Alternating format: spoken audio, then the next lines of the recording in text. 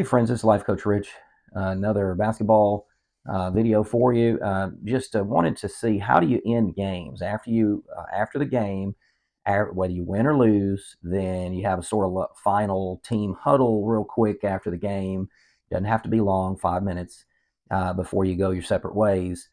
That's an opportunity for you to let the players think about what they did, what they need to improve on. So I've done different things in the past, and so this is kind of what I like to hear from the players. Instead of just me standing there talking, sometimes I've made mistakes and just created a negative environment, focusing on the things that we didn't do right that may have cost us the game. Hey, we kept letting so and so drive over here, and we didn't box out to get the rebounds. They got their own rebound, put it back, whatever.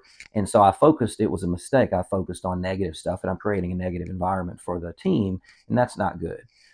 So what I like to try to do now is just, I want to hear from the team. What are the things first that we need to work on in our next practice, so that we learn from this game. So it doesn't so much matter the mistakes that we made. Sure, we might have made some mistakes that cost us the game, but if you hear from the players, if you hear from them of what, maybe they're taking ownership of some things. Man, I should have boxed out better. I let that guy get that rebound. I really didn't stop that other player on. I wasn't playing good defense. I just wasn't focused, and then I let him get around me a few times, or I blew the defense. And they made some critical baskets. Whatever. So let's hear from them. What are the things that we need to improve on in our next practice? That we can take from this game. And then, so when people are giving those things, they're saying the things that they can improve on. Then you have more. I think you have more buy-in into the practice. You're together, recognizing, hey, we don't have it all figured out. We're not perfect, and it's okay. We made some mistakes, but we want to continue to strive together and get better together. And so ask them that, and then end with something a little more positive. But the first thing doesn't have to be negative. You're getting them to buy into, we're all working and striving and improving together.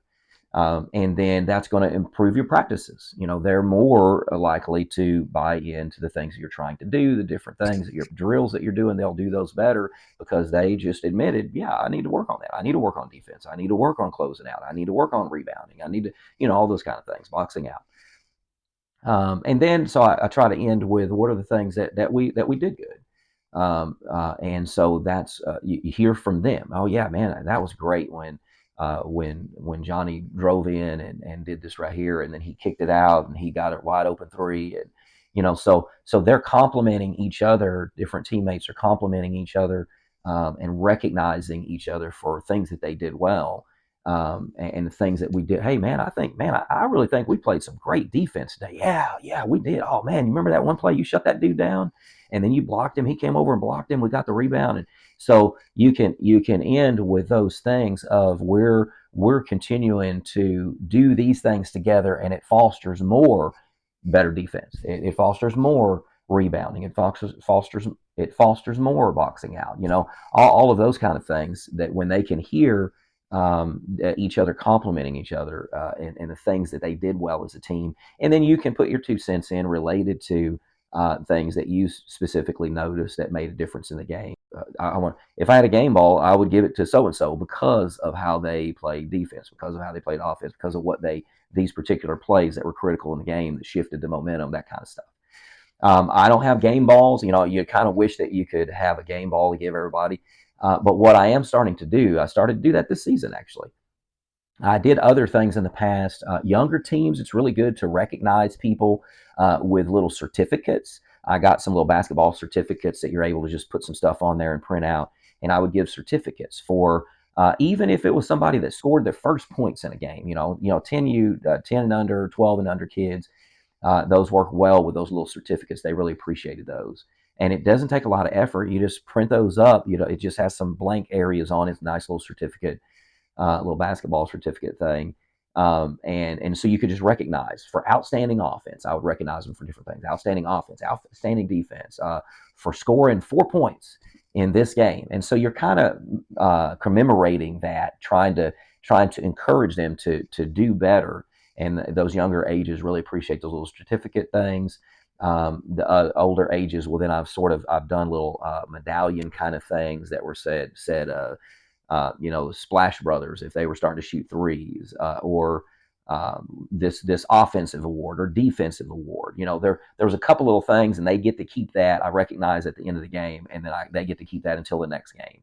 So it was just little things that I made up. Had some NBA pictures of people on it, and so I would say name the award that way. So it was just kind of other things that I want to create a fun environment, to recognize people for their achievements. Now what I'm doing is that just started this season is that instead of a game ball, well then I'm giving a pack of gum. Hey, this gum ball. I'm not going to give an actual gum ball. I'm just going to give a pack of gum, but if I had a game ball, I don't have a game ball, but I have a pack of gum, and I want to. This is to symbolize. This is recognizing so and so for what they did in this game, and you can get input from the other players. Who gets the game ball today? Who gets the game ball? Who gets the pack of gum today for representing the game ball? And then so they can give in input on it. If it's clear, well, then you can go ahead and let them say it. You're going to reinforce that as well. Otherwise, it's your decision. But that's something that you want to recognize. Outstanding achievement. Sometimes you're going to have some kid take over the game, and he shifted the momentum. Even if it wasn't the highest scorer of the game, let's say that they got a couple of steals in the middle of the game, or critical times towards the end of the game, they got a steal and transition for a layup, or they got a steal and passed it ahead to somebody else. And so we really needed that steal that changed the momentum of the game. That's worthy of the game ball. It doesn't always have to be the highest score. It doesn't always have to be the best rebounder or the person that can play the best defense. You can recognize other things to try to get other people involved in the recognition, and that's just another idea for you. Something I'm doing this season is to give a pack of gum. It doesn't cost me a lot, but it is a special something to recognize that when somebody really stepped up and came through when we really needed it and helped us win that game, great. You know, and even if we lose, then you can still give a game ball for recognizing great effort and the keys to success in what we did in the game. Now we lost, but that's okay. I'm still going to be able to recognize a player for their great contribution to the success of what we were able to do today. Even though we ended up losing, we didn't succeed in that way, but we still did a whole lot. We still scored 50 points, 60 points, So, but we might have still lost, but that's okay. We did a lot of good stuff to be able to score that amount of points. So anyway, just some ideas there about how to end a game, how to end on a good note, and just take it from me. I've made mistakes and created negative environments before by beating, with my words, kind of emphasizing mistakes too much and kind of beating the guys down, beating the kids down with creating a negative environment. And that's not good. So don't do that. I'm giving you advice. Giving you advice. Try not to do that with your words. Try to create a better environment. And in the end, they're going to try to achieve more for you whenever they know that you're for them, instead of just whenever they mess up, you're just beating them down all the time. At the end of the game, how do you wrap it up and then say goodbye and everything?